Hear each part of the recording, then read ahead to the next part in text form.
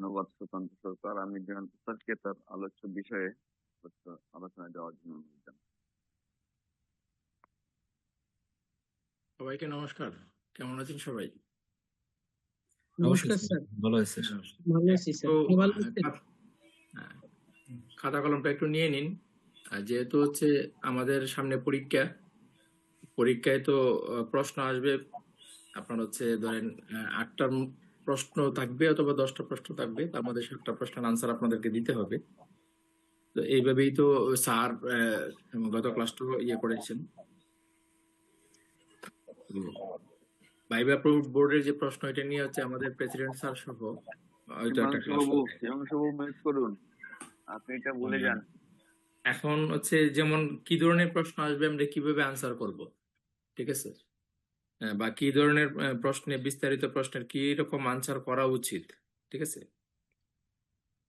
তো আজকে হচ্ছে 5টা প্রশ্ন আমি হচ্ছে আপনাদেরকে দিচ্ছি, দিয়ে হচ্ছে আমরা হচ্ছে এটা নিয়ে আলোচনা করবো আর কি। আপনারা একটু খাতা কলমে লিখে নিন সবাই, ঠিক আছে? সবাই লিখে নিন। আমি 5টা প্রশ্ন বলছি, সবাই লিখে নিন, তারপর হচ্ছে এগুলো আলোচনা করবো আর কি। যদি এর মধ্যে আপনাদের কোনো ত্রুটি বিচ্ছুতি থাকে তাহলে চেষ্টা করব আমার জ্ঞান মতো সমাধান করে দেওয়ার। 1 নম্বর প্রশ্ন হচ্ছে, গ্রহের তুঙ্গস্থ ও নিচস্থতা বলতে কি বোঝায়? এর ফলাফল কি?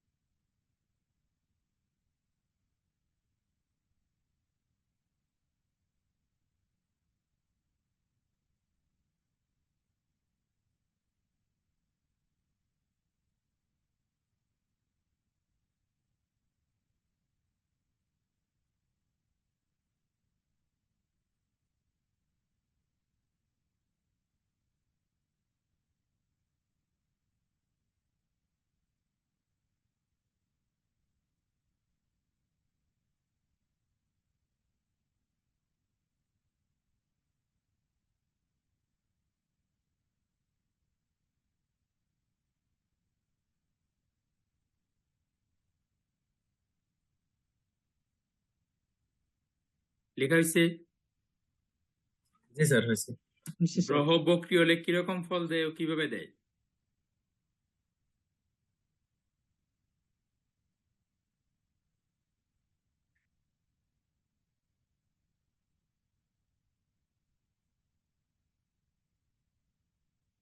গ্রহ বক্রী হলে কিরকম ফল দেয় ও কিভাবে দেয়?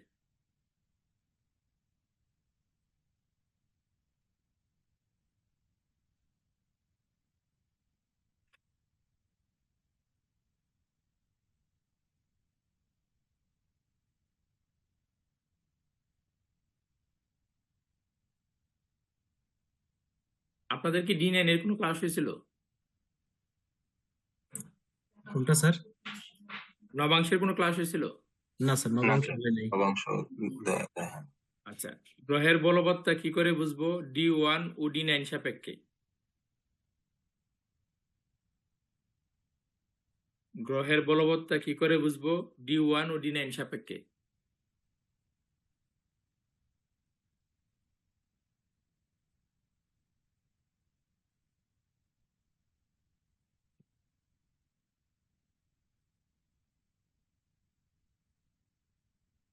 স্যার D1 ও D9 সাপেক্ষে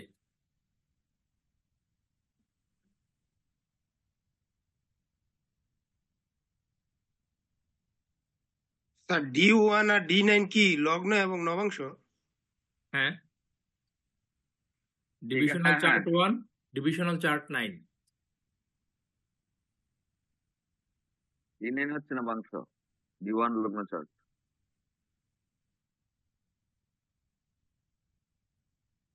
কলকাতার থেকে প্রশ্ন করলে ওইভাবে প্রশ্ন করবে, D1 D9 এইভাবে প্রশ্ন করবে। আপনাকে বুঝতে হবে D1 মানে হচ্ছে ডিভিশনাল চার্ট 1, মানে হচ্ছে লগ্ন চার্ট যেটা। ডিভিশনাল চার্ট 2 হলে সেটা উড়া চক্র হবে, 3 হলে দ্রেক্কান হবে,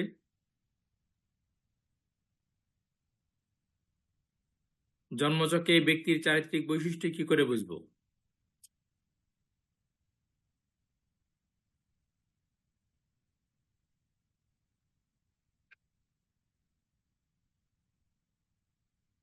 জন্মচক্রে এই ব্যক্তির চারিত্রিক বৈশিষ্ট্য কি করে বুঝবো?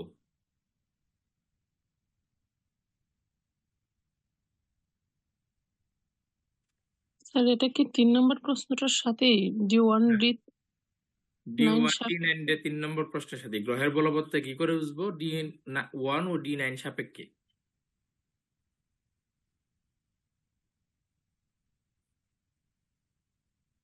আর 4 নম্বর হচ্ছে জন্মচক্রে এই ব্যক্তির চারিত্রিক বৈশিষ্ট্য কি করে বুঝবো?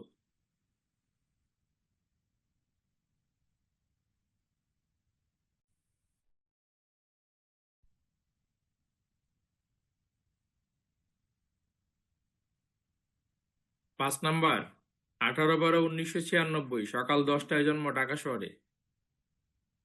18/12/1996 সকাল 10টা ঢাকা শহরে, জন্মস্থান ঢাকা। এই ব্যক্তি সম্পর্কে 5টি প্রধান বিষয় নিয়ে কথা বলুন। স্যার কত তারিখটা বললেন? 18/12/1996। 18/12/1996 সকাল 10টা, জন্মস্থান ঢাকা। এই ব্যক্তি সম্পর্কে 5টি প্রধান বিষয় নিয়ে কথা বলুন। মানে প্রশ্ন আসছে এই ব্যক্তি সম্বন্ধে ব্যক্তির 5টি প্রধান বিষয় নিয়ে আপনারা হচ্ছে প্রেডিকশন করবেন আর কি।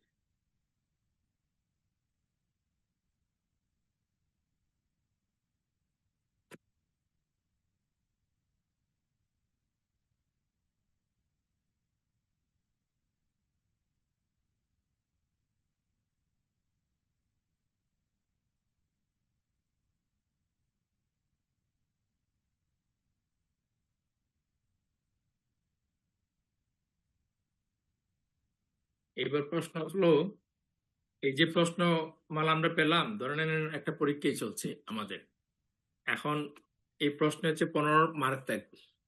15 মার্কের জন্য কতটুকু লিখতে হবে?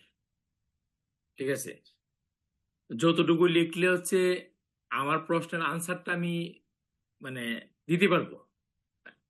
জিনিস মানে খাতাটা দেখবে উনি বুঝতে পারে যে এই লেখার মধ্যে হচ্ছে প্রশ্নের উত্তর সব উঠে আসছে, ততটুকু লিখতে হবে। এখন আপনি হচ্ছে কম কথার মধ্যে লিখুন অথবা বেশি কথার মধ্যে লিখুন, ঠিক আছে। তা আপনাকে চেষ্টা করবে যত অল্প কথার মধ্যে হচ্ছে প্রশ্নের আনসারটাকে সাজিয়ে গুছিয়ে উপস্থাপন করা যায়।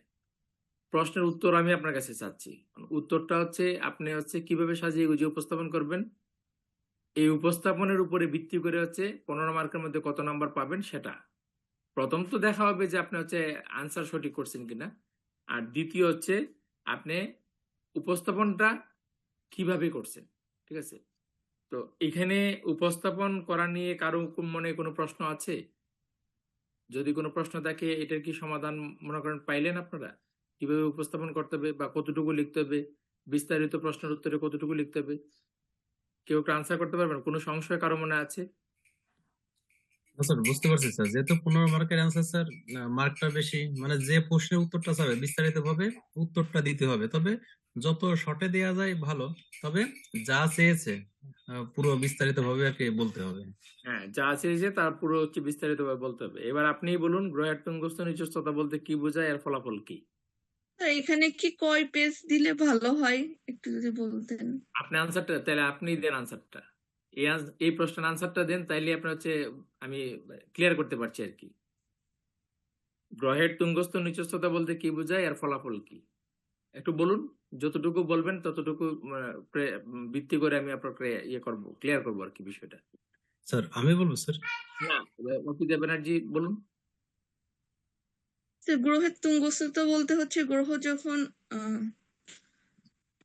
নিজের ইয়েতে থাকে, মানে ভালো ফল দেয়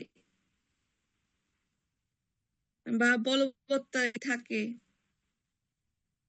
ভালো ফলের কথা আসতেছে কেন? ভালো ফলের বিষয় না। তুঙ্গ থাকলে কি হয়? গ্রহের শক্তি বৃদ্ধি পাবে, এটা বলেন। যখন ওই মুহূর্তে গ্রহের গ্রহের তুঙ্গস্থ ও নিচস্থতা বলতে কি বোঝায়? মানে গ্রহের আমাকে একজন বললো যে ধরেন আপনার কাছে আমি গেলাম, আপনি বললেন যে গ্রহের এই আপনার এই রবি গ্রহটা তুঙ্গস্থ আছে, কারণ আমি কি বুঝবো, আমি তো জ্যোতিষ জানি না। আর আপনি আমাকে কি করে বুঝাবেন যে গ্রহের তুঙ্গস্থ এবং নিচস্থতা বলতে কি বোঝায়, এটাই বুঝাবেন। 7টা 9টা গ্রহ আছে, তো 9টা গ্রহই তুঙ্গস্থ হয় এবং 9টা স্যার গ্রহই নিচস্থ হয়। স্যার এই এটা কি বিষয়টা- এক মিনিট ছকাইকা এক মিনিট এই বিষয়টা তো আপনাকে উপস্থাপন করতে হবে। হ্যাঁ বলুন। স্যার এটা কি ছকাইকা গ্রহ, যেমন মেষ রাশিতে রবি তুঙ্গস্থ, তুলা রাশিতে রবি নিচস্থ, এভাবে দিলেই তো হবে নাকি না? হ্যাঁ, এখন আমাকে তো বুঝাতে হবে। আমি ধরেন যদি খাতাটা আমি দেখি, আমাকে বুঝাতে হবে গ্রহের তুঙ্গস্থ নিচস্থ। প্রথমে হচ্ছে গ্রহের তুঙ্গস্থ নিচস্থতা বলতে কি বোঝায়, এটা যদি আপনি বুঝাইতে চান তাহলে আপনাকে একটা জন্মছক আঁকতে হবে। আইকা হচ্ছে যে গ্রহ যে স্থানে তুঙ্গস্থ হয়, ধরুন রবি মেষ রাশিতে তুঙ্গস্থ হচ্ছে, রাহু হচ্ছে বৃষ রাশিতে তুঙ্গস্থ হচ্ছে, তারপরে বৃহস্পতি কর্কটে তুঙ্গস্থ হচ্ছে, ডিগ্রি সহ লিখবেন, ঠিক আছে। রবি হচ্ছে 10 ডিগ্রি পর্যন্ত তুঙ্গস্থ হয়, চন্দ্র 3 ডিগ্রিতে বৃষ রাশিতে তুঙ্গস্থ হয়, রাহু এখানে হচ্ছে 20 ডিগ্রিতে তুঙ্গস্থ হয়, বৃহস্পতি 5 ডিগ্রিতে তুঙ্গস্থ হয়, তারপরে আপনার হচ্ছে শনি 20 ডিগ্রিতে তুলা রাশিতে তুঙ্গস্থ হয়, কেতু হচ্ছে বৃশ্চিকে 20 ডিগ্রিতে তুঙ্গস্থ হয়, আপনার হচ্ছে শুক্র হচ্ছে ইয়ে মিনে 28 ডিগ্রি পর্যন্ত তুঙ্গস্থ হয়, না 27 ডিগ্রি, আর মঙ্গল হচ্ছে মকরে 28 ডিগ্রি পর্যন্ত তুঙ্গস্থ হয়। তো এই চক্র আঁকলেন, একে আপনার নিচে লিখলেন যে উপরোক্ত চোখে দেখা যাচ্ছে, আহ, উপরোক্ত চোখে গ্রহের তুঙ্গ অবস্থা তুলে ধরা হলো। এখানে রবি মেষ রাশিতে এত এত ডিগ্রি পর্যন্ত তুঙ্গস্থ, চন্দ্র এত বৃষ রাশিতে এত ডিগ্রি পর্যন্ত তুঙ্গস্থ, বৃহস্পতি হচ্ছে কর্কট রাশিতে এত ডিগ্রি পর্যন্ত তুঙ্গস্থ, ঠিক আছে। তো এইভাবে প্রত্যেকটা গ্রহের তুঙ্গস্থ অবস্থা বিবেচনা করে তারপরে নিচে লাইন লিখলেন গ্রহগণ যে ভাবে তুঙ্গস্থ হয় তার বিপরীত ভাবে সমডিগ্রিতে নিচস্থ হয়। নিচস্থ কথাটা এক লাইনে আপনার আনসার হয়ে যাবে, ঠিক আছে। কিন্তু গ্রহের তুঙ্গস্থ অবস্থাটা আপনারা হচ্ছে এইভাবে চক আঁকবেন, চক এঁকে প্রত্যেকটা গ্রহের তুঙ্গস্থ অবস্থাটা ডিগ্রি সহ উল্লেখ করে লিখবেন আর বিস্তারিত লিখে দিবেন যে মেষ রাশিতে। আর রাশি চক্র যেটা আঁকবেন এখানে কিন্তু রাশির নাম লিখবেন উপরে, যেমন মেষ বৃষ এভাবে নামগুলো লিখে কিন্তু দিবেন, ঠিক আছে, রাশি চক্রটা যেমন করবেন। জয়ন্ত স্যার প্লিজ আমি হ্যাঁ একটু ইন্টারফেয়ার করি। হ্যাঁ হ্যাঁ আমি জাস্ট ওনার কথা সূত্র ধরে, স্যারের কথা সূত্র ধরে আমি প্রশ্নটা উনি যে করছে যে তুঙ্গস্থ নিচস্থ বলতে কি বুঝেন। এখন মনে করেন যে আপনি সব পরে রাখলেন, কিন্তু আপনাকে তো প্রথম প্রশ্ন করা হইলো যে তুঙ্গস্থ এবং নিচস্থ বলতে কি বুঝেন। তাহলে আপনি যদি তার আগে একটু ডেফিনেশন দিয়ে দেন, সবটা পরে রাখলেন, ডেফিনেশনটা কি? যে প্রত্যেকটি গ্রহই যে কোনো একটি রাশিতে একটি নির্দিষ্ট ডিগ্রিতে সর্বোচ্চ ফলাফল দিতে সক্ষম, এবং গ্রহের যে সর্বোচ্চ অবস্থা সেটাকে তুঙ্গস্থ বলা হয় এবং সর্বনিম্ন অবস্থাকে নিচস্থ বলা হয়। এই ডেফিনেশনটা যখন আপনি দিয়ে দিবেন তখন আপনার জিনিসটা আরেকটু ক্লারিফাই হয়ে গেল, আরেকটু স্পেসিফাই হয়ে গেল, তখন আনসারটা সুন্দর হবে। তারপরে স্যার যেভাবে বলে সব আঁকলেন, এভাবে দিয়ে দিলেন, স্যারের মানে যে আপনাকে ডেফিনেশনটা দিচ্ছে এটা আপনারা টুকে নিতে পারেন, ঠিক আছে, এটা তখন টুকে আপনার আনসার একদম পরীক্ষণ যখন আপনার খাতাটা দেখবেন তখন আপনার মনের ভিতরে আসবে তো তুঙ্গস্থ কথাটা কি সে বুঝতে পারবে। আর একটা বিষয় হচ্ছে এখন আপনারা হচ্ছে ডিপ্লোমা ইন অ্যাস্ট্রোলজিতে আপনারা হচ্ছে জ্যোতিষশাস্ত্রে অ্যাওয়ার্ড পাবেন। যেমন স্যার যে ডেফিনেশন দিছে, আমি আশা করব কেউ রিপিট আবার জানতে চাইবেন না যে স্যার কি বলছেন। যতটুকু শুনছেন তার মধ্যে থেকে আপনার মস্তিষ্ক যতটুকু সাপোর্ট করে সেই মোতাবেক ডেফিনেশনটা লিখে নেবেন। কথাটা বুঝাইতে পারছি? নিরুজ স্যার যে ডেফিনেশনটা দিলেন এর সাথে আপনার সিদ্ধান্ত, আপনার চিন্তা চেতনাকে যুক্ত করে আপনি একটা ডেফিনেশন লিখে নেবেন। কেউ রিপিট করবেন না স্যার আবার বলুন, কারণ হচ্ছে এই পর্যায়ে এসে যদি এই প্রশ্ন আবার করেন যে স্যার আরেকবার বলুন, তাহলে হচ্ছে আপনার সম্বন্ধেই আপনার হচ্ছে একটা ইয়ে হবে, মানে একটা সব আমি কি বুঝাইতে পারছি বিষয়টা? মানে একটা সাধারণ প্রশ্নের আনসার যদি আবার রিপিট করে জানতে হয় এই পর্যায়ে এসে, এটা আসলে কেমন হয়ে যায়। তো আহ, এরপরেও যদি আপনারা না জানতে পারেন তাহলে আবার ধরেন বিকালে ক্লাসে জেনে নিয়েন, ঠিক আছে। কিন্তু চেষ্টা করুন সারাদিনের ভিতরে যেন ওই ডেফিনেশনটা লিখতে পারেন। তো যারা লিখতে পারবেন না বিকেলে আবার স্যারের কাছে জেনে নেবেন, ঠিক আছে। স্যার আমরা আমার হচ্ছে একটা মিনিট আমরা ফোনটা স্যার হ্যাং হয়ে বন্ধ হয়ে গেছিল। বলছি আপনাদের হচ্ছে মানে সহযোগিতা আমরা করব, কিন্তু আপনাদের নিজেরও তো বুদ্ধি খাটাতে হবে। তো নিজে বুদ্ধি না খাটালে তো আর হচ্ছে আগাইতে পারবেন না। হ্যাঁ বলুন, এবার কি বলছিলেন? কে কি বলতে স্যার চাইছিলেন আমার বলুন। ফোনটা হচ্ছে হ্যাং হয়ে বন্ধ হয়েছিল হঠাৎ করে, আমি অনেক কষ্ট করলাম। দুঃখিত স্যার, কথা বলতে বলতে ফোনটা হচ্ছে হ্যাং হয়ে গেছিল, এখনো হ্যাং হচ্ছে। ও আচ্ছা আচ্ছা ঠিক আছে, ওকে।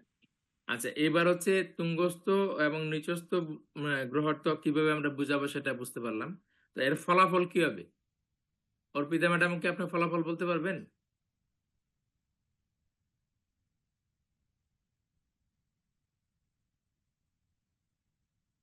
আর কে বলতে পারবেন? সুদীপ্ত বাবু, সুকান্ত বাবু বাদে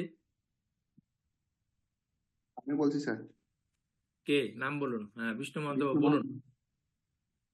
স্যার গ্রহ যখন তুঙ্গস্থ হয় তিনি তখন শত্রু মিত্রতা কিছু মানেন না, তিনি তার কারত্ব অনুযায়ী ফল দেন, এবং যে ঘরে বসে থাকেন, যে ঘরে অধিপতি সেই ঘরেরও ভালো ফল দিয়ে থাকেন, উচ্চ ফল দিয়ে থাকেন। এবং যখন তিনি নিচস্থ হন তখন তিনি যে ভাবের মালিক এবং যে ঘরে বসে থাকেন সেই ঘরের কোনো ফল দিতে পারেন না, প্লাস তার কারত্বের যে ফল সেটাও তিনি খুব একটা ভালো দিতে পারেন না। যদি রবি গ্রহ নিচস্থ হন তাহলে দেখা গেল তার সামাজিক মান মর্যাদা বা মান যশ খ্যাতি এগুলো খুব একটা থাকে না, প্লাস তার মনের মধ্যে কোনো রকম সাহস খুব একটা থাকে না, নেতৃত্বশীল থাকে না। আর যখন রবি তার উচ্চ রাশি মেষ রাশিতে বসে থাকেন তখন তিনি উচ্চস্থ হন কত ডিগ্রিতে? 10 ডিগ্রিতে উচ্চ হন। সেই সময় তিনি তার কারত্ব অনুযায়ী মান যশ খ্যাতি দেন, প্লাস তিনি যদি তিনি যেভাবে বসে থাকেন সেভাবে উচ্চ ফল দিয়ে থাকেন বা ভালো ফল দিয়ে থাকেন। যদি ধরা গেল রবি মনে করুন পঞ্চম ভাবে বসে আছেন, তখন ব্যক্তিকে তিনি মেধাবী বানান, ভালো বুদ্ধিমান বানান এবং ভালো শিক্ষিত বানান, এবং এসব জিনিস তিনি বানান আর কি। আর তিনি যদি নিচস্থ হয়ে পঞ্চমে বসে থাকেন তাহলে সেই ক্ষেত্রে দেখা গেল তার তিনি বিদ্যাক্ষেত্রে খুব একটা ভালো নান, ঠিক আছে, তারপর তিনি খুব একটা বুদ্ধিমান নাও হতে পারেন, এবং মানুষ খ্যাতি কারণ এগুলো তো নেই, আবার এগুলো তো থাকছেই না, সাহস থাকছে না, নেতৃত্বশীল থাকছে না, এসব জিনিস। আর 6, 8, 12-তে যদি রবি তুঙ্গস্থ হয়? আপনার প্রশ্নটাই আপনাকে ফিরিয়ে দিলাম।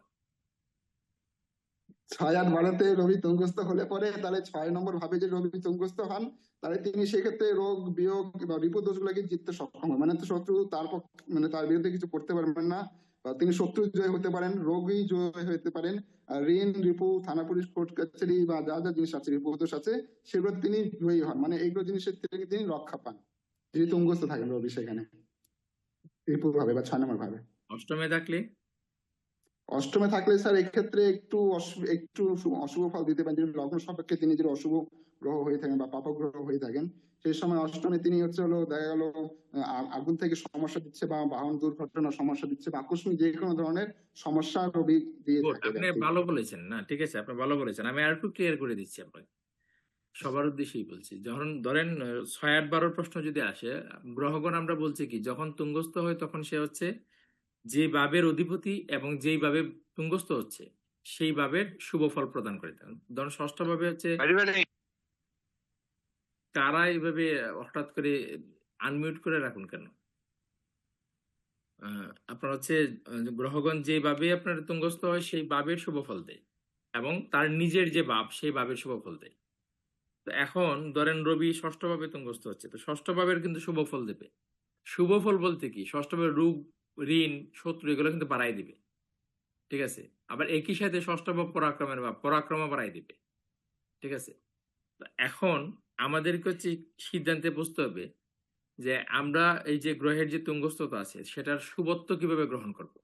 তো শুভত্ব গ্রহণ করতে হলে যখন ষষ্ঠ ভাব আছে, ডেইলি যে রুটিন ওয়ার্ক আছে, এই আমরা ব্যক্তিকে পরামর্শ দেব যে আপনার ডেইলি রুটিন ওয়ার্কে ইকুয়ালিটি নিয়ে আসুন। যেহেতু রবি তুঙ্গস্থ আছে, রবি হচ্ছে ইকুয়ালিটির কারণ, কারণ সূর্য উদয় হলে আপনার সবার বাড়িতে একই রকম আলো দেয়, কারো বাড়িতে কম আলো, কারো বাড়িতে বেশি আলো দেয় না, সবার বাড়িতে একই রকম আলো দেয়। তাহলে সামাজিকতা, আমাদের ষষ্ঠ ভাবতে আমরা সামাজিকতা বিচার করি। তাহলে আপনার হচ্ছে সামাজিকতার ক্ষেত্রে, সোশ্যালিজমের ক্ষেত্রে আমাদের হচ্ছে ইকুয়ালিটি আনতে হবে, মনের মধ্যে সমতা আনতে হবে। যদি আমরা মনে সমতা আনতে পারি, বা আমরা যখন ডেইলি রুটিন আর কি আমরা যাবো, আমরা কোনো অফিসের ধরেন না, কেউ একজন হচ্ছে অফিসের বস আছে, তো অফিসের বস তার যে কর্মচারী আছে এবং ধরেন প্রথম শ্রেণী, দ্বিতীয় শ্রেণী, চতুর্থ শ্রেণী সব আছে, সবাইকে সমনজরে দেখবে, ঠিক আছে। এই বিষয়টা তার মধ্যে নিয়ে আসতে হবে। যখন নিয়ে আসবে তখন হচ্ছে শত্রু আর হবে না, মানে শত্রুতাকে সে জয় করতে পারবে, পরাক্রম দ্বারা জয় করতে পারবে। পরাক্রমটা কি? পরাক্রমটা হচ্ছে সমতা। পরাক্রমটা কিন্তু এরকম না যে কাউকে অবদমন করা, কাউকে হচ্ছে মানে ইয়ে করা, বল প্রয়োগ করা, এটা পরাক্রম না। পরাক্রম হচ্ছে সমদৃষ্টিতে দেখবে, সমদৃষ্টিতে দেখাটাই হচ্ছে পরাক্রম। তেমনি ভাবে অষ্টমে যখন থাকবে, অষ্টম হচ্ছে গুপ্তবিদ্যার কারক, অষ্টমস্থ তুঙ্গস্থ রবি আছে, তো এই ব্যক্তি যখন গুপ্তবিদ্যার সাথে যুক্ত হবে তখন তার সুনাম বৃদ্ধি পাবে, মানে ওই যে বাবের শুভ ফল দেবে। কিন্তু বাবের শুভ ফল দেবে মানে কি, তাকে গুপ্ত কিছুর মধ্যে তো মানে তাকে সম্মান এবং সম্মান দুটোর ব্যাপারই আছে। তাহলে সে যখন গুপ্তবিদ্যায় মানে আপনার যুক্ত হয়ে যাবে তখন আপনার হচ্ছে সুনাম পাবে সে। ব্যাপারটাকে বুঝে ধরেন আপনি, আমি যদি শুক্রকে দিয়ে বুঝাই, ধরেন কারো অষ্টম ভাব হচ্ছে শুক্র, ঠিক আছে? তো শুক্র কি আমাদের কাম বাসনার কারক, ঠিক আছে? এখন কাম বাসনা একটা গুপ্ত বিষয়, ঠিক আছে? আবার হচ্ছে ধরেন নৃত্য গীত কলা, এগুলো কিন্তু আপনার গুপ্ত বিষয়, কারণ হচ্ছে আপনার এগুলো একদম অন্তর অন্তর থেকে আসে আর কি, একদম ভিতর থেকে এগুলাকে নিয়ে আসতে হয়। তো যখন কেউ হচ্ছে ওই ধরনের যে নৃত্য গীত কলা বা আপনার ধরেন হচ্ছে কেমিক্যালের যে বিষয়, এই ডিপ অ্যানালাইসিস করবে, তখন সে কিন্তু মানে ওই জায়গায় সমৃদ্ধি লাভ করবে। আবার যদি কেউ এগুলোর সাথে যুক্ত না, তখন দেখা গেল হচ্ছে কোনো একটা আকাম করে আপনার হচ্ছে তার সমৃদ্ধি হবে। সমৃদ্ধি মানে হচ্ছে দুর্নামটাই তার সমৃদ্ধি হয়ে যাবে, ঠিক আছে? কোনো নেগেটিভ কোনো একটা কাজে যায় আপনার হচ্ছে যুক্ত হয়ে গেছে, যুক্ত হয়ে আপনার হচ্ছে তার সমৃদ্ধি মানে বাড়ছে, নেগেটিভ ওয়েতে সমৃদ্ধি বাড়ছে আর কি, ঠিক আছে? তো এই বিষয়টাকে মনে রাখতে হবে। বিষ্ণুবাবু, আপনার মোটামুটি ক্লিয়ার হয়েছে আনসারটা? হ্যাঁ স্যার। এবার হচ্ছে গ্রহ বক্রী হলে কিরকম ফল দেয়, কিভাবে দেয়, এটার আনসারটা আপনিই করুন বিষ্ণুবাবু। গ্রহ বক্রী হলে কিরকম ফল দেয়, কিভাবে দেয়? স্যার গ্রহ যখন বক্রী হয় তখন তার চেষ্টা বল বৃদ্ধি পায়, কারণ তার মধ্যে যেভাবে তিনি অধিপতি এবং যেভাবে বসে থাকেন গ্রহ বক্রী হয়ে, সেভাবে ফল একটু পেতে তার একটু অসুবিধা হয়। ঠিক আছে, ফল মানে পেতে বাধা দেয়। সেই ফল পাওয়ার জন্য তাকে একটু চেষ্টা করতে হয়, বেশি প্রয়াস করতে হয়, তারপরে তিনি সেই ভাবে ফলটা পান। যেমন বক্রী গ্রহ যদি বুধ গ্রহ যদি বক্রী হয়ে থাকেন, সেক্ষেত্রে ব্যক্তিকে একটু কমিউনিকেশনটা একটু সমস্যা হয়ে যায়, সেক্ষেত্রে ব্যক্তিকে কমিউনিকেশনের জন্য একটু বেশি চেষ্টা করতে হয়। প্লাস তার বুদ্ধি একটু কম হয় বা স্মৃতিশক্তি একটু দুর্বল হয়ে পড়ে, সেক্ষেত্রে ব্যক্তিকে একটু বেশি মনে রাখার চেষ্টা করতে হয়, শুনে শুনে বা পড়ে পড়ে বেশি করে মুখস্থ রাখার চেষ্টা করতে হয়। এইভাবে তাকে চেষ্টা চালাতে হয়, যে যেভাবে এইভাবে চেষ্টা চালালে পরে তিনি তার গ্রহ একটু সবল হয়, শক্তিশালী হয় এবং পরবর্তীকালে ভালো ফল দিয়ে থাকে। আর তাছাড়া আমরা তো জানি বক্রী গ্রহ যখন 15 ডিগ্রির মধ্যে বক্রী হয়, তখন তিনি পিছনে ঘরে খারাপ ফল দিয়ে থাকেন, এবং 15 ডিগ্রি ওই পারে থাকলে মানে 30 ডিগ্রি থাকলে পরে গ্রহ সবসময় তার অপোজিট মানে দ্বিতীয় ভাবে ফল দিয়ে থাকেন, যে প্রথম ভাবে গ্রহ বক্রী থাকেন। তাছাড়া আমরা এটাও জানি যে বক্রী গ্রহ যখন শত্রু গ্রহে বক্রী হন, তখন গ্রহ হচ্ছিল প্রথম জীবনে একটু শুভ ফল দিয়ে থাকেন, তারপরে খারাপ ফল দেন। নিজ গ্রহে তিনি সবসময় খারাপ ফল দিয়ে থাকেন, মিত্র গ্রহে অবশ্যই ভালো ফল দিয়ে থাকেন, এবং নিজ রাশিতেও বক্রী গ্রহ ভালো ফল দিয়ে থাকেন। আচ্ছা, এখানে প্রশ্নটা হচ্ছে, আপনার আনসার ঠিক আছে, একটু লেখার সময় সবাই একটু সাজায় লিখবেন, কিরকম গ্রহ বক্রী হলে কিরকম ফল দেয়, কিভাবে দেয়।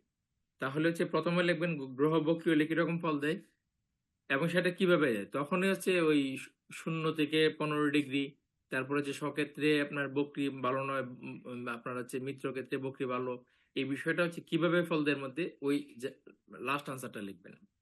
আচ্ছা, তাহলে এবার স্যার এই কথাটা আসলে যে বক্রী গ্রহ যদি 6 আর 12তে যদি বসে থাকেন, তাহলে দেখতে হবে তিনি তার মিত্র ঘরে বসে আছেন নাকি শত্রু ঘরে নাকি নিজ ঘরে, তাহলেই সেই ফলটা বলে দেওয়া যাচ্ছে। এখন আপনার আমি এর জন্যই বলছি যে আপনার প্রশ্নটাই ছিল অবান্তর, কারণ আপনাকে এইটা ক্লিয়ার ক্লাস করানো হয়েছে। এখন ধরেন আপনার ষষ্ঠ ঘরে যদি আপনার বক্রী গ্রহের মিত্র ঘর হয়, তাহলে আপনার হচ্ছে সে অত্যন্ত শুভ ফল প্রদান করবে। তো সেক্ষেত্রে কোন ভাবের শুভ ফল প্রদান করবে, ওই যে ভাবে সে বক্রী হয়েছে সেই ভাব, আর যে ভাবের সে অধিপতি সেই ভাব। কথাটা বুঝাইতে পারছি? হ্যাঁ এই স্যার। দুইটা ভাবে তাছাড়া যে নক্ষত্রে বসে আছে সেই নক্ষত্রে দুই ভাবটা তো রকেটের প্রসঙ্গ আসে নাই, আপনি বাড়ায় নিয়ে আসেন না। এত বাড়াইতে গেলে আপনি হচ্ছে আর আনসার করতে পারবেন না। জটিল করেন না বিষয়কে, জটিল করলে আপনি হচ্ছে দেখা যাবে এক কাজ ক্লায়েন্টকে নিয়ে 4 ঘন্টা বসে আছেন। কথাটা বুঝাইতে পারছি আপনাকে? আপনি হচ্ছে সহজে প্রেডিকশন করতে হবে, সহজে প্রেডিকশন না করতে পারলে আপনি পারবেন না। আচ্ছা, তো এইবার হচ্ছে গ্রহের বক্রী গেল। আপনার এখানে আমরা হচ্ছে গ্রহের বলবৎটা কি করে বুঝবো, D1 ও D9 সাপেক্ষে। তো D1 ও D9 নিয়ে আসলাম এই কারণে যে কিছুটা হয়তো D9 নিয়ে যদি আলোচনা করি, আপনারা যেহেতু অনেকেই তো প্র্যাকটিস শুরু করবেন এরপরে, তো D9টা আপনাদের জানা একটু প্রয়োজন। তো D1 সাপেক্ষে এবং D9 সাপেক্ষে গ্রহের বলবৎটা কি করে বুঝবো? আচ্ছা, D1 এ গ্রহের বলবৎটা কি করে বুঝবেন সেটা একটু বলুন। কে বলবেন? চয়ন রায় বলতে পারবেন?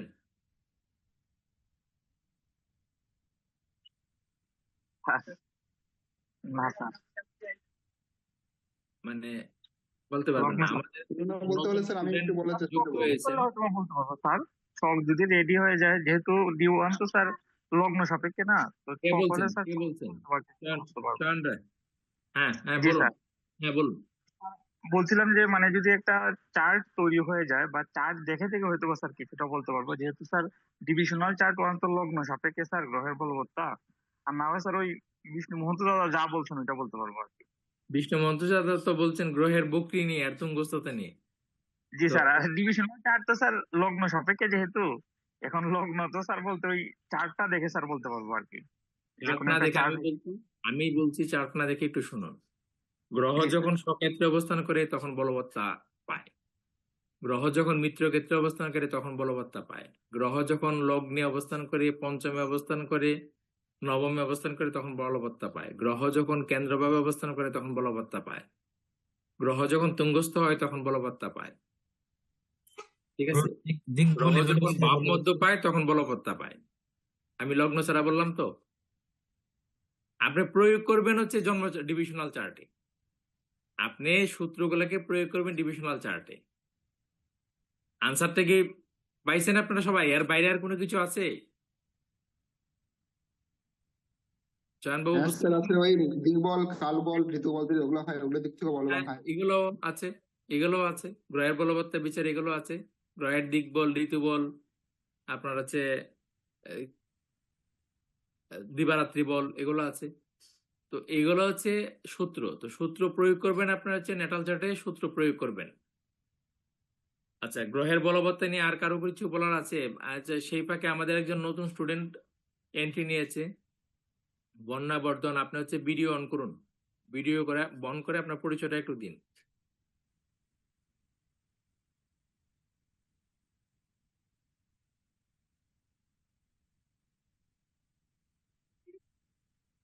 বন্যা বর্ধন লাইনে আছেন?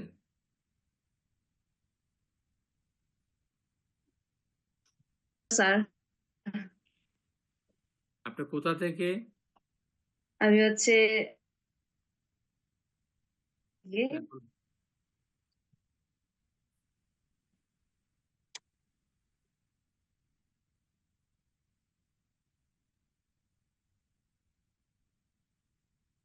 আপনার কথা শোনা যাচ্ছে না। আপনি কোথা থেকে যুক্ত হয়েছেন? মিউট আছে। হ্যাঁ, বৃষ্টির কারণে নেট প্রবলেম করতেছে, বারবার আমার ফোন হচ্ছে ওয়াইফাই।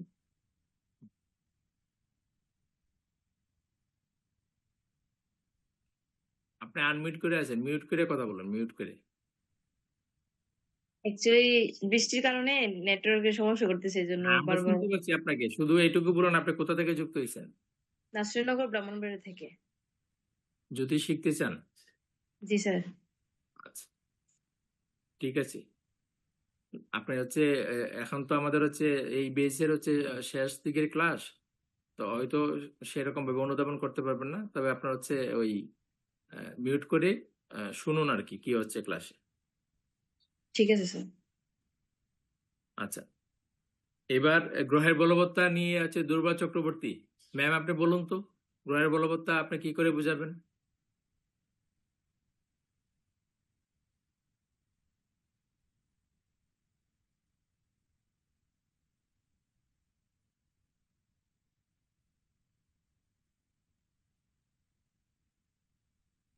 আনসার করুন, আনসার না করলে তো বুঝতে পারবেন না। দুর্বাদি কি চা করতেছেন নাকি, না চা খাইতেছেন? আচ্ছা, জুমুর পাল, গ্রহের বলবৎতা কি করে বুঝবেন?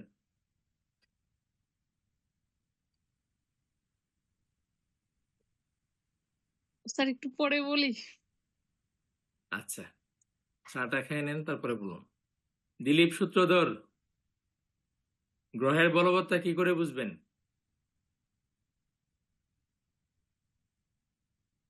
দিলীপ সূত্রধর তো বইয়ে পরীক্ষাই দিচ্ছে না। পরীক্ষা দিচ্ছে না? না।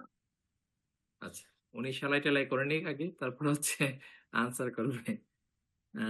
কে আছে এই পেজের? হচ্ছে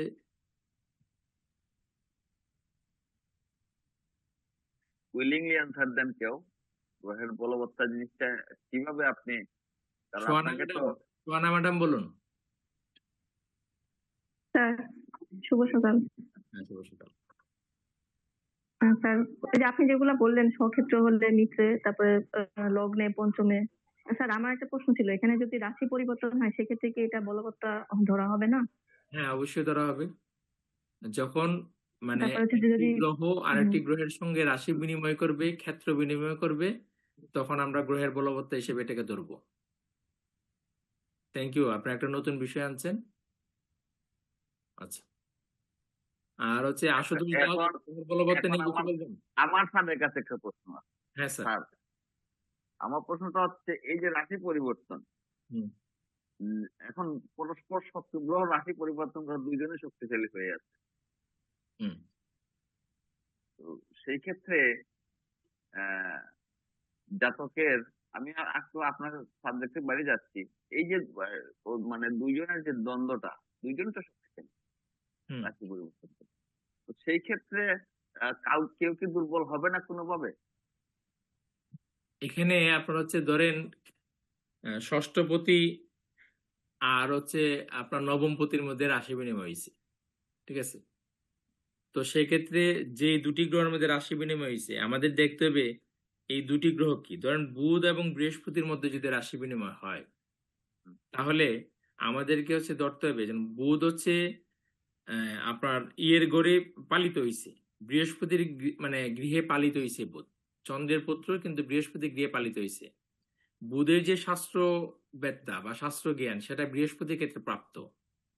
তাহলে বুধ এবং বৃহস্পতি যখন পালিত হয়, মানে আপনার হচ্ছে রাশি বিনিময়, ধরেন ষষ্ঠপতি বুধের সাথে আপনার বৃহস্পতির রাশি বিনিময় হয়েছে, তো সেক্ষেত্রে আপনার ওই বৃহস্পতির বলবত্তাটাই বেশি প্রাধান্য আমরা দেব। কারণ হচ্ছে বৃহস্পতির দ্বারা বুধ হচ্ছে তার শাস্ত্রবত্তা জ্ঞানের দ্বারা তার যে ষষ্ঠ ভাবের যে রিপুদোষের জায়গাটা আছে, সেই জায়গাটা কিছুটা হচ্ছে শান্ত হয়ে যাবে বৃহস্পতির প্রভাবে।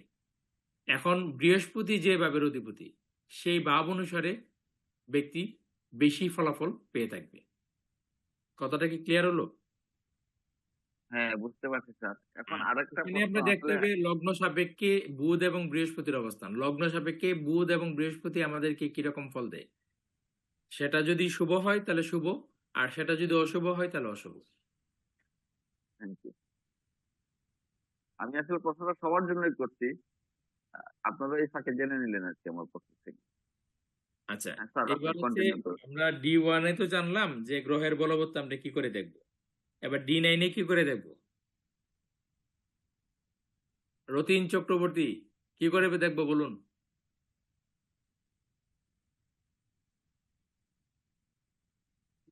নমস্কার স্যার। হ্যাঁ, স্যার এই বিষয়ে তো স্যার D9 সম্পর্কে জানা নেই স্যার। আচ্ছা, আপনার প্রশ্ন আনসার হচ্ছে এটা। অর্পিতা ব্যানার্জি, D9 এ আমরা কি করে গ্রহের বলবত্তা দেখবো? স্যার গ্রহ স্যার কেন্দ্রভাবে বা হচ্ছে উম, কেন্দ্র বা মূল বা ত্রিকোণ ভাবে আছে কিনা গ্রহ, বা শুভ হ্যাঁ, রাশিতে D9 এ আছে কি করে কিনা। দেখবো? D9 এ কি করে দেখবো?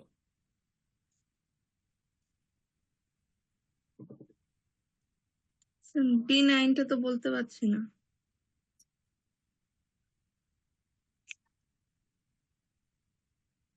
কেন বলতে পারছেন না? আমার প্রশ্ন। বিপ্লব বাবু বলুন, D9 এ কি করে দেখবো? D9 তো আমাদের আর করিনি, কিন্তু যতদূর সম্ভব ওই দেখা গেল D1 এ কোনো একটা গ্রহ নিঃস্বস্থ হইতে পারে, অথবা শত্রু গৃহ হইতে পারে, কিন্তু দেখা গেল D9 এ সেটা আসলে নিঃস্বস্থ নাও হইতে পারে। তখন তার মানে আসলে আমাদেরকে D1 D9 থেকে, এ একটা চক্র আঁকতে হবে, তাই তো? জি স্যার। আনসারটাই তো এটাই। ও আচ্ছা, আগে D9 একটা ছক আঁকতে হবে, তারপরে দুইটা আসলে D9 কম্পেয়ার আঁকতে করতে হবে। হবে, এটা দেখ, আমাদের D1 এবং D9 আগে চক আঁকতে হবে, চক আঁকার পরে হচ্ছে আমরা দেখবো হচ্ছে ইয়ে হবে, তাহলে সেক্ষেত্রে আমাদের একটা জন্ম তারিখ লাগবে নাকি? জি স্যার। তাহলে একটা জন্ম তারিখ বলুন। বোর্ডে যাব না, সবাই হচ্ছে খাতায় লিখে নিন একটা জন্ম তারিখ। D9 এর প্রশ্নটা আমাদের ইয়ে থেকে, বাংলাদেশ থেকে না আসলেও ইন্ডিয়া থেকে আসতে পারে, এই জন্য স্যার এটা উপর বেশি যেটা লিখিয়েছিলেন জন্ম তারিখ ওটাই নারে বানিয়ে দিন চার্ট। D9 18 যখন 12 1915। এক মিনিট, D9 গ্রহের বলবত্তা যখন আলোচনা করব, যারা এখানে সিনিয়র ব্যাচের আছেন মানে হায়ার ডিপ্লোমার আছেন তারাও আলোচনায় অংশ নেবেন। আচ্ছা, একটা জন্ম তারিখ বলুন। 10 টোটাল তারিখ বলবো না শুধু তারিখ? হ্যাঁ হ্যাঁ, মানে আচ্ছা, একটা চক করবো তো আমরা। আচ্ছা 10/11/1985 10/11/1985 ভোর 4টা 15। ভোর 4টা 15। কোন জায়গায়? ঢাকায় দিয়ে রেখেছে। ঢাকা। আচ্ছা, এবার হচ্ছে আপনি বের করুন হচ্ছে D1 এবং D9 দুটোই আমাকে বলুন। স্যার যে চার্ট আছে স্যার, কন্যা লগ্ন। এক মিনিট, আমি চার্ট দুইটা এখানে, সবাই হচ্ছে খাতায় দুইটা চার্ট লিখুন, প্রত্যেকের খাতায় দুইটা চার্ট লিখুন, যারা শিকার প্রয়োজন মনে করেন আর কি। আর প্রয়োজন মনে না করলে দরকার নাই।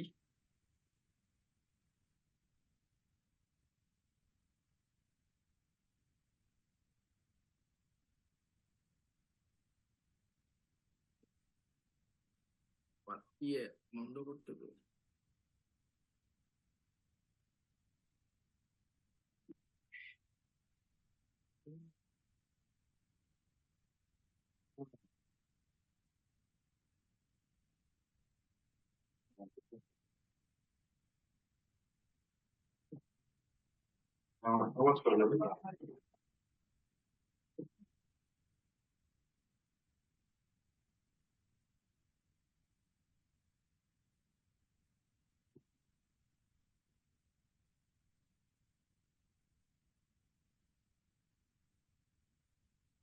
সুকান্ত দা, জাতকের সময় কয়টার সময় ছিল? সকাল? ভোর 4টা 15 মিনিট। ঢাকা না? ঢাকা।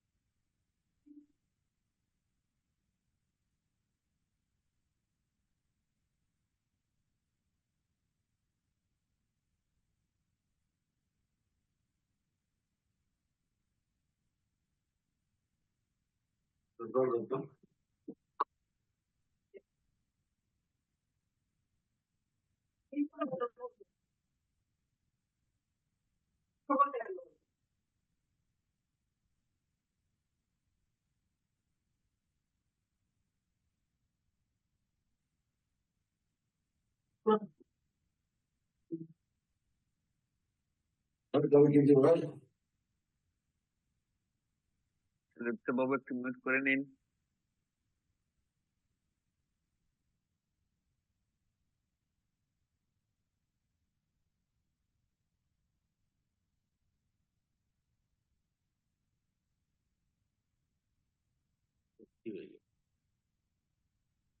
সুকান্ত দা, এটা তো সিংহ লগ্ন দেখা যাচ্ছে। কন্যা লগ্ন তো।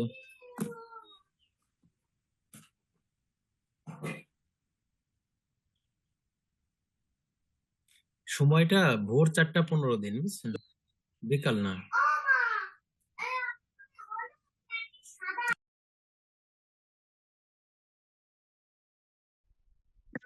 লগ্নে হচ্ছে চন্দ্র আর মঙ্গল একসাথে, তাই না? তাহলে তো বোঝা যাবে। হ্যাঁ হ্যাঁ, চার লগ্ন ঠিক আছে কিনা। মঙ্গল একসাথে।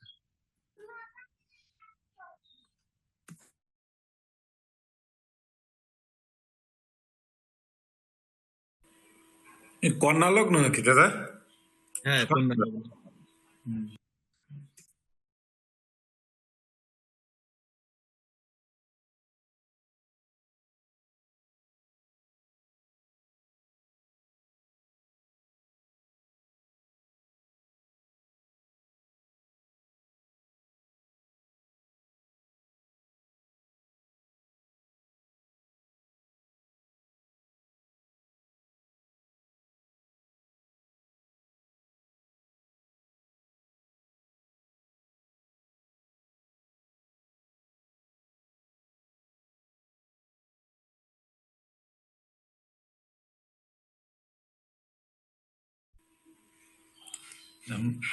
কন্যা লগ্ন এবং রাশিও কি এক?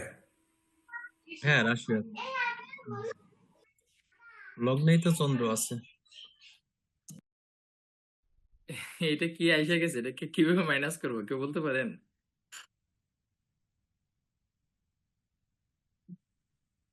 ভালোই লাগতেছে স্যার। ভালো লাগছে। আমি তো এটাকে বন্ধ করতে পারতেছি না। স্যার কিভাবে আসলো?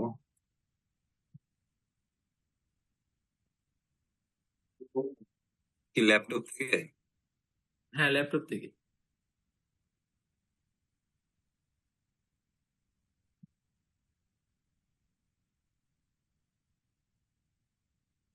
ফ্রেমে প্রেম চলে নামে গেছেন, কোনো অপশন ফ্রেমে আছে কিনা স্যার? প্রেম নামে কোনো অপশন আছে কিনা স্যার? ফ্রেমে চলে গেছেন।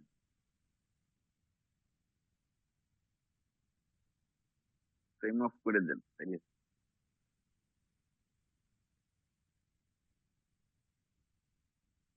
তার টিভির ভিতর খারাপ লাগছে, পুরান টিভি আছে। আচ্ছা, আপাতত সেটিংসে গিয়ে ভিডিও এন্ড এফেক্টসে ঢুকতে হবে স্যার। আসলে ওখানে সেটিংস। স্যার নিচে দেখেন সেটিংস লেখা, হ্যাঁ, সেটিংসে ক্লিক করলে লেখা আসবে ভিডিও এন্ড এফেক্টস, কয়েকটা অপশনই আসে একদম শুরুতেই ভিডিও এন্ড এফেক্টস। একটা বিষয় দেখাচ্ছি, যেটা আমার খাতাটা দেখা যাচ্ছে। জি স্যার। আমি দুইটা চোখে দেখুন D1 এবং D9 ইয়ে করে দিছি। জি স্যার, দুইটা। ওইভাবে আপনারা হচ্ছে চকটা করে নিন। আচ্ছা, D1 এবং D9টাকে এইভাবে বুঝাই দিবেন যে এটা হচ্ছে D1 এবং D9।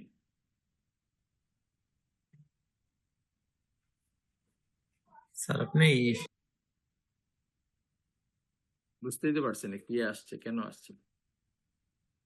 স্যার ল্যাপটপে যেখানে ভিডিও ফিল্টার লেখা আছে স্যার, ওই ফিল্টারে এখানে নান লেখা আছে, ওই নানে চাপ দেন এটা চলে যাবে।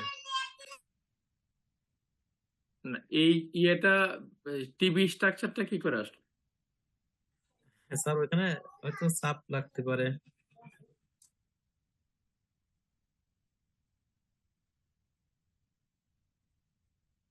এটার সাথে জ্যোতিষ জুড়ে দেখতে পারেন, হতে পারে এর সাথে কোনো ইঙ্গিত থাকতে পারে ভবিষ্যতে স্যারকে টিভিতে দেখবো।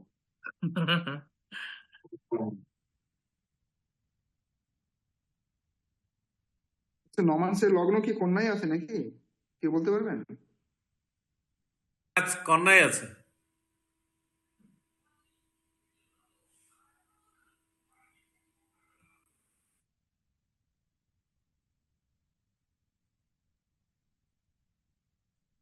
ভিডিও ইফেক্টে নন করে দিন, ভিডিও ফিল্টারে যান, ভিডিও গিয়ে ফিল্টার এখানে দেখবেন, ফিল্টারে গিয়ে দেখেন। হয়েছে। আচ্ছা,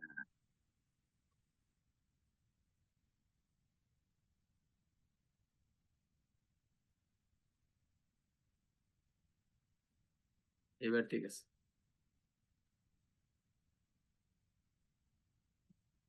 এটা অনেকটা যুদ্ধ জয় করার মধ্যে।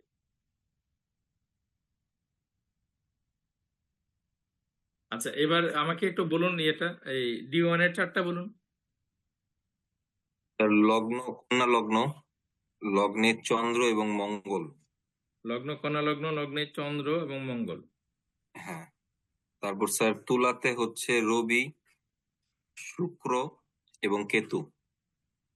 তোলা হচ্ছে রবি, শুক্র, কেতু। আচ্ছা এবার বলুন। আর তারপর হচ্ছে স্যার বৃশ্চিকে বুধ এবং শনি। বুধ, শনি। হ্যাঁ, মকরে বৃহস্পতি, মকরে হচ্ছে বৃহস্পতি, এবং মেষে হচ্ছে স্যার রাহু। মেষে হচ্ছে রাহু। এ হয়ে গেল স্যার D1।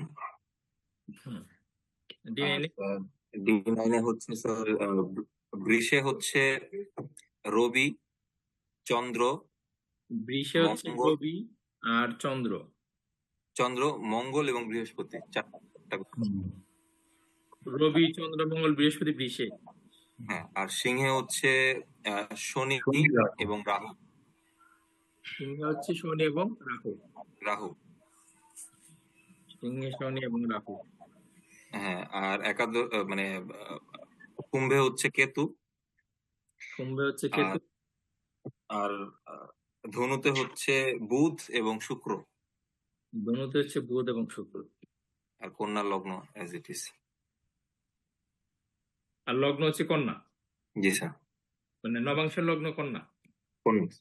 আচ্ছা, তো এইবার হচ্ছে আমরা যেহেতু জন্মছক বিচারে প্রথম যে জিনিসটা দেখি সেটা হচ্ছে আমাদের লগ্ন এবং লগ্নপতির অবস্থান। তো আমরা যেহেতু গ্রহের বলবত্তা দেখবো, তাহলে আমাদের লগ্নপতির বলবত্তা সবার আগে দেখতে হবে।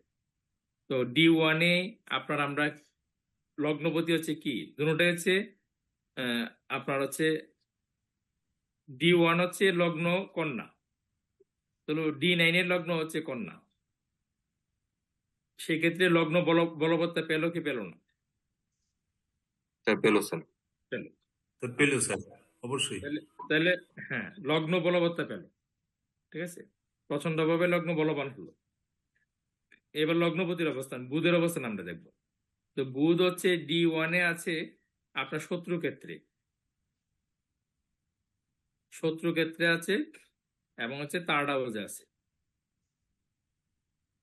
শত্রু ক্ষেত্রে থার্ড হাউসে মিত্রযুক্ত হয়ে। বুধের ডিগ্রি কত, নক্ষত্র কত? নক্ষত্র স্যার বুধের নক্ষত্র জ্যেষ্ঠা নক্ষত্র স্যার। স্বনক্ষত্রে, এইভাবে লিখুন, স্বনক্ষত্রে। কি লিখবেন? বুধ হচ্ছে শত্রু ক্ষেত্রে আছে, থার্ড হাউসে আছে, মিত্রযুক্ত হয়ে আছে, স্বনক্ষত্রে আছে।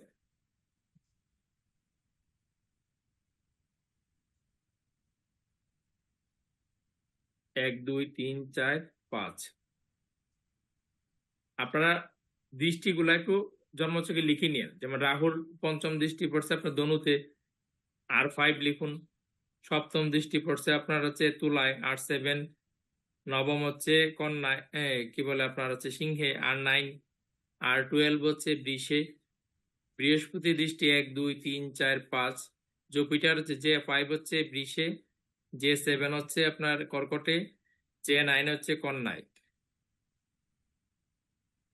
মঙ্গলের হচ্ছে ধনুতে হচ্ছে M4, আর আপনার হচ্ছে M7 হচ্ছে মিনে, M8 হচ্ছে রাহুতে, মানে মেষে। শনির হচ্ছে স্যাটার্ন হচ্ছে SAT, স্যাটার্ন হচ্ছে 3 হচ্ছে মকরে, আর স্যাটার্নের হচ্ছে 7 হচ্ছে SAT হচ্ছে 7 দৃষ্টি হচ্ছে বৃষে, আর অষ্টম, নবম, দশম। স্যাটার্নের SAT হচ্ছে দশম দৃষ্টি হচ্ছে আপনার সিংহে, ঠিক আছে। যদি মনে হয় এইভাবে আমি লিখেছি। আবার হচ্ছে ব্লারটা বন্ধ করে দেখাতে হবে। আচ্ছা, আবার হচ্ছে কোন জায়গায় পেস লেগে যায়, আমি হচ্ছে আর করতেছি না।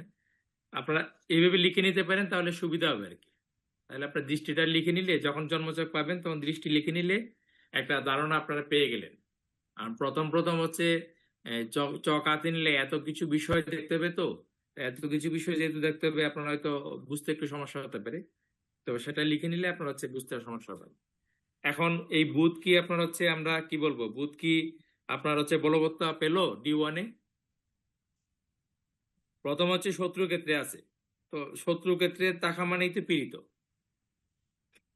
তো এখানে প্রথমেই হচ্ছে ঝামেলায় পড়ে গেল। থার্ড হাউসে আছে বিলম্বে ফলদাতা। থার্ড হাউস হচ্ছে উপচয় ভাব, বিলম্বে ফলদাতা। তো সে তো বালগ্রহ হচ্ছে বাল্য অবস্থায় সে ফল দিতে চায়। তো এই জায়গায় তো আপনার হচ্ছে তার সমস্যা। আর একটা বিষয় যে গ্রহের ডিগ্রি নিয়ে যেহেতু আপনাদেরকে বোঝানো হয়নি, গ্রহের আপনার কত ডিগ্রিতে আছে, তার শিশু অবস্থা, বাল্য অবস্থা, যুব অবস্থা, বৃদ্ধ অবস্থা, এগুলো বোঝানো হয়নি, ক্লাস হয়নি, এটা আর যাচ্ছি না আমি। মিত্রযুক্ত হয়ে আছে, এটা একটু শক্তিশালী অবস্থান আছে, ঠিক আছে। আর নিজের নক্ষত্র আছে, এটাও একটা শক্তিশালী অবস্থান আছে, কিন্তু তথাপি যেহেতু শত্রু ক্ষেত্র আছে, গ্রহটা তেমন একটা বলবান না। এবার আমরা হচ্ছে D9 দেখবো।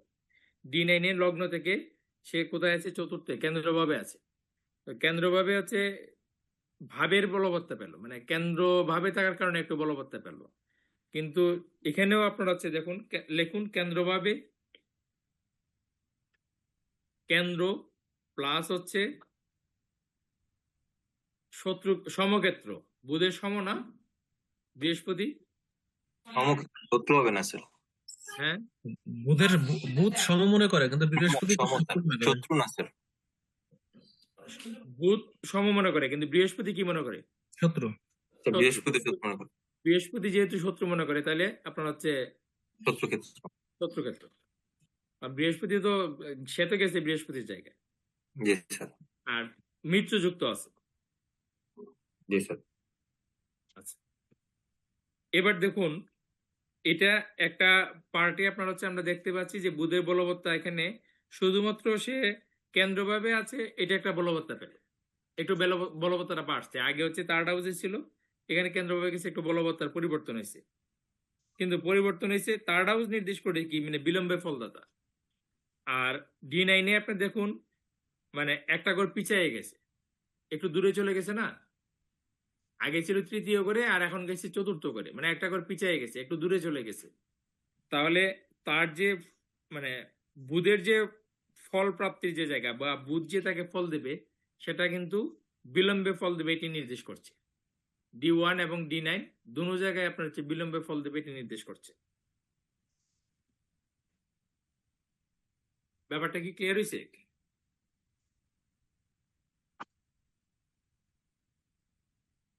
যদি ক্লিয়ার না হয় আপনারা প্রশ্ন করতে পারেন। D9 তো আপনাদের এই বেজের ক্লাস হচ্ছে না, তো এই জায়গাটাকে আপনাদেরকে একটু ক্লিয়ার করে নিতে হবে। আরে সিকোয়েন্ট নাই, এটা নাই, এটা কাটতে ক্যান্সার। এই বাড়িঘরের ঝগড়া আপনাদেরকে শোনায়েন না, মিউট করে কথা বলুন।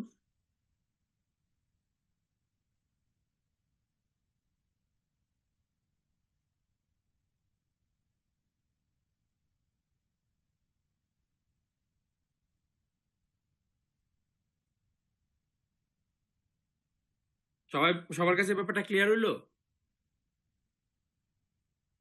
কেউ আনসার করেন না। জি স্যার, দেখতে পাচ্ছি স্যার। স্যার দুই জায়গাতেই স্যার শত্রু ক্ষেত্রে আছে। আর দ্বিতীয় কথা হচ্ছে স্যার এই মানে ব্যাপারটা হচ্ছে বুধ শত্রু ক্ষেত্রে আছে, কিন্তু শত্রু ফলটা ক্ষেত্রে বিলম্বে। সে মোটামুটি শক্তিশালী আছে। কেন জি, স্যার। শক্তিশালী আছে? সে মিত্রযুক্ত আছে, যুক্ত আছে। এবং হচ্ছে তার স্বনক্ষত্রে আছে। তো দুইটা পাওয়ার নিয়ে আছে শত্রুর জায়গায়, সে শক্তিশালী আছে, শক্তিশালী অবস্থায়। শক্তিশালী অবস্থান আছে।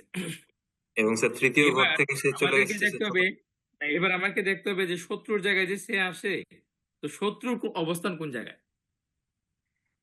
D1 আমাদেরকে দেখতে হবে শত্রুর অবস্থান কোন জায়গায়। তাহলে শত্রুর অবস্থান, মঙ্গলের অবস্থান কোন জায়গায় আছে? লগ্নে আছে, তাই তো? তো লগ্নে যেহেতু আছে, লগ্নে আছে মানে হচ্ছে কি রাশি বিনিময় হয়েছে। তো রাশি বিনিময় হওয়ার পরে কি আর এই শত্রুতা আছে? নেই স্যার, রাশি বিনিময় হওয়ার পরে নেই। রাশি বিনিময় হওয়ার পরে আর এই শত্রুতা নাই। তার মানে হচ্ছে তৃতীয় পতিও আপনার হচ্ছে ভালো ফল দেবে, আর লগ্নপতিও ভালো ফল দেবে, ঠিক আছে? তো লগ্নপতি ভালো ফল দেবে মানে কি, থার্ড হাউসে গেছে, ইচ্ছা পূর্তি হবে, ব্যক্তির ইচ্ছা পূর্তি হবে। আর থার্ড হাউসের অধিপতি লগ্নে আসছে, মানে এটাও নির্দেশ করছে ব্যক্তির ইচ্ছা পূর্তি হবে। এন্ড বুধ থার্ড হাউসে গিয়ে শক্তিশালী হয়ে আছে, তার মানে হচ্ছে থার্ড হাউস তো হচ্ছে উপচয় ভাব, যেহেতু বিলম্বে ফল দেয়। ধরেন আপনার কি, থার্ড হাউস হচ্ছে আমাদের পরিশ্রমের জায়গা, হার্ড ওয়ার্কিং এর জায়গা।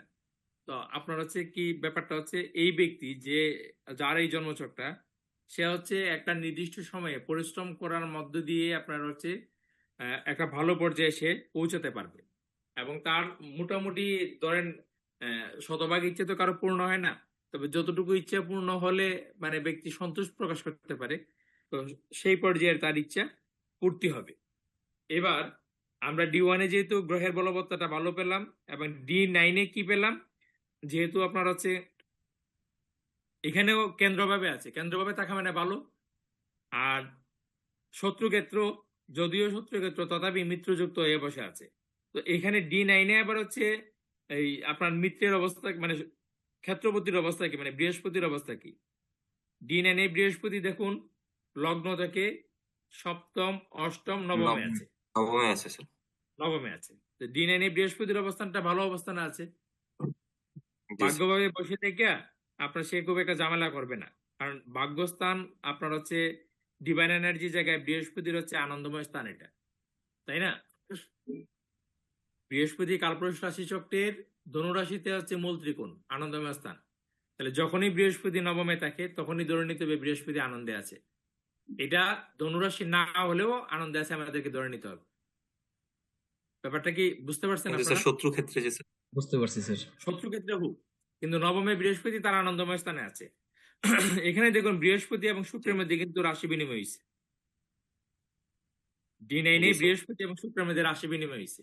কাজে শত্রু ক্ষেত্রের যে শত্রুতা সেটাকে থাকলো, সেটা থাকলো না স্যার। আমার বাড়িতে আমি, মিউচুয়ালি তুমি, আর তোমার বাড়িতে আমি। কাজে হচ্ছে তুমি আমার বাড়ি পাহারা দাও, আমি আমার বাড়ি পাহারা দেব। কাজে হচ্ছে সেই শত্রুতা আর থাকলো না। তাহলে আমরা বুধের বলবত্তা কি আমরা পজিটিভ পেলাম না নেগেটিভ পেলাম? Sir positive. পজিটিভ পেলাম।